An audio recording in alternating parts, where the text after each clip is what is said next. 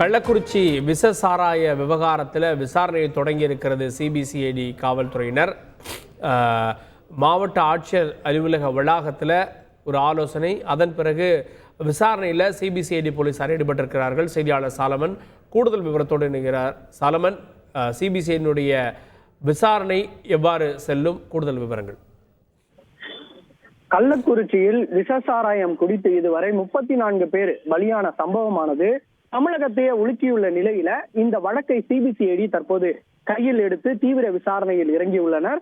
குறிப்பாக விழுப்புரம் மாவட்ட ஏடிஎஸ்பி கோமதி தலைமையில் இந்த குழுவானது அமைக்கப்பட்டுள்ளது. குறிப்பாக 5 குழுக்கள் தனித்தனியாக பிரிந்து இந்த விசாரணையை தற்போது முடக்கிவிட்டுள்ளனர். இது தொடர்பாக விழுப்புரம் மாவட்ட ஆட்சியர் அலுவலகத்துல சட்டம் ஒழுங்கு கூடுதல் ஆணையரான ஏடிஜிபி தலைமையில அருண் தலைமையில இந்த குழுக்களானது நியமிக்கப்பட்டு தற்போது தனித்தனியாக பிரிந்து இந்த விசாரணையை துவங்கியுள்ளனர். இந்த விசாரணை குழுவுல 2 ஏடிஎஸ்பிகள் தலைமையில மொத்தம் 30க்கும் மேற்பட்ட காவலர்கள், இந்த சிபிசிஐடி காவலர்கள் இந்த பணியில ஈடுபட இருப்பதாகவும் தகவல்கள் தெரிவிக்கப்பட்டுள்ளது.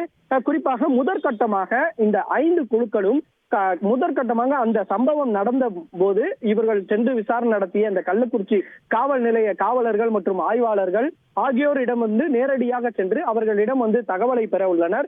குறிப்பாக அவர்கள் முதல் கட்டமாக அவர்கள் தான் அந்த பகுதிக்கு சென்று எந்த விதமான அந்த விஷசாராயம் விற்கப்பட்டது, அந்த பாட்டில்களை பறிமுதல் செய்தனர். மேலும் வாந்தி மயக்கம் உள்ளிட்ட பிரச்சனையில் ஈடுபட்ட போது இவர்கள் தான் இது தொடர்பாக விசாரணை நடத்தி இருப்பதால் அவர்களிடம் தகவலை பெறுவதற்காக முதற்கட்டமாக தற்போது சிபிசிஐடி ஏடிஎஸ்பி கோமதி தலைமையிலான போலீசார் அந்த பகுதிக்கு அவர்களிடம் சென்று காவல் ஆய்வாளர் காவலர்கள் அனைவரிடம் விசாரணை மேற்கொண்டு வாக்குமூலத்தை பெற உள்ளனர். மேலும் இது தொடர்பான பயிற்சி மற்றும் அவர்களிடம் இருப்பதால் அந்த பயிற்சிகளையும் பெற இருப்பதாகவும் சிபிசிஐடி தரப்புல தெரிவிக்கப்பட்டுள்ளது.